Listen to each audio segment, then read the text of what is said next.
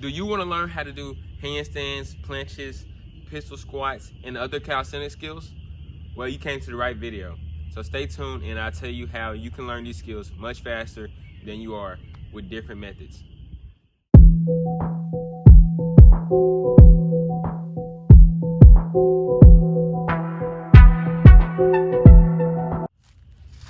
Alright guys, so first, for my first method, you gotta focus on the basics. Now a lot of people, they like to go straight into trying handstands, but they neglect, getting their push-ups down and getting their pull-ups down, and even pike push-ups.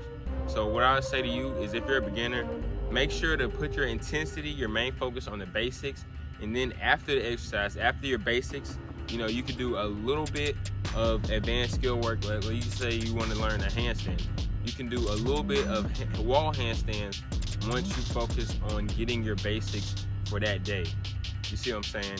Like for me personally, I completely cut out any sort of excess training and I straight focused on basics for about a year, getting those push-ups to about 35 or 40 and getting the pull-ups to about 15 or 10. But you guys don't have to do that. I would suggest adding a little bit of skill training in there, but if you jump straight into skill training, then you're gonna ruin yourself in the long run and you're gonna have a shaky base and it's gonna be a lot harder to learn those skills going on. Alright guys, so next we're gonna focus on skill acquisition. Now for this, it's more about consistency than it is intensity.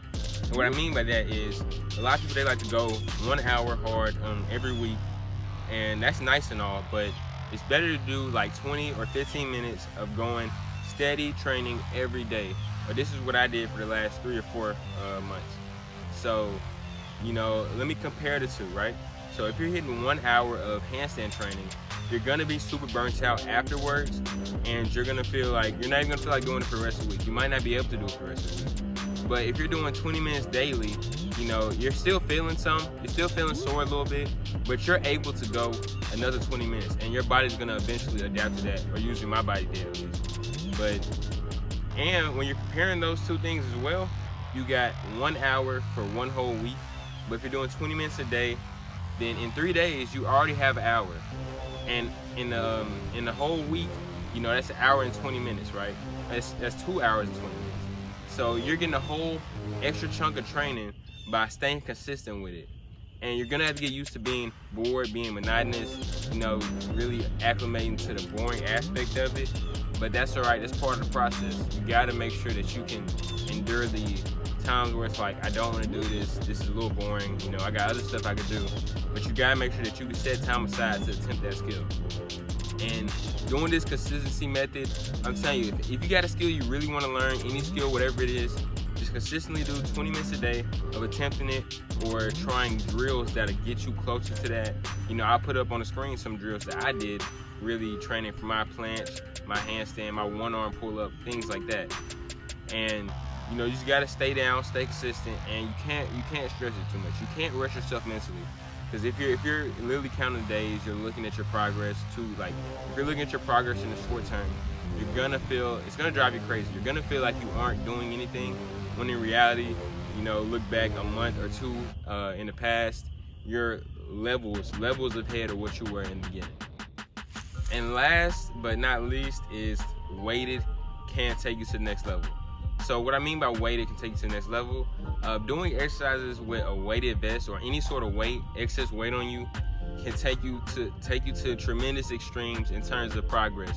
And this actually helps with muscle building as well. This is one of my favorite aspects of it, because once you start doing a exercise that you could do for like 100 reps, you're not gaining any muscle from it.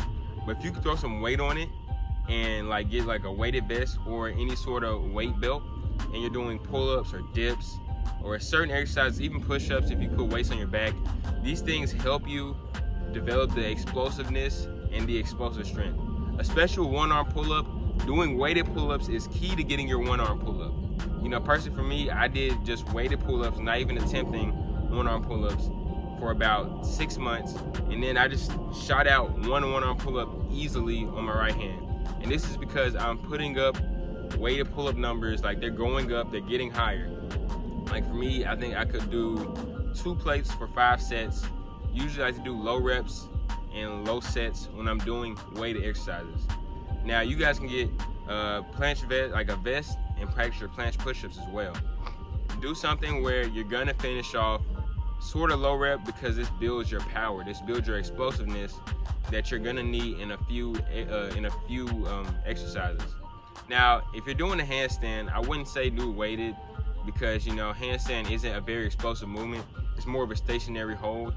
But handstand wall push-ups, if you're at that level, they can do something for you. They can build size. There's something I really like to do. And honestly, weighted calisthenics is key to really taking yourself to the next level physically, like your looks and your technique as well. All right, guys, this leads me to the end of the video. We're summarizing this. Calisthenics skills are hard to learn. Calisthenics skills aren't like learning how to get a big bench press. Because if you want a big bench press, you just bench press more. It's very simple. Or if you want a big squat, you just squat more, It's one of those things. But when you're doing calisthenics, you gotta sort of work your way up to it by doing alternate things, by implementing other skills. So it's always good to just keep looking for other ways to improve yourself, keep looking for other ways to expand your game. Because even me myself, I might not know everything, I definitely don't know everything.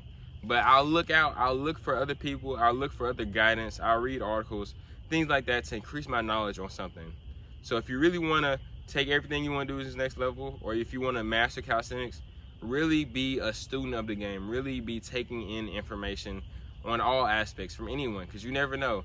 You never know what you can find, something that might change your life, one bit of advice that might not even have to do with calisthenics. It could be a bit of philosophy that you could implement in your daily life, and it's gonna take you to the next level. But that's all I have to say for this video, guys. I hope you enjoyed it. Drop a like, comment down below what your favorite skill is or what skill you're trying to learn. I might make a video on it.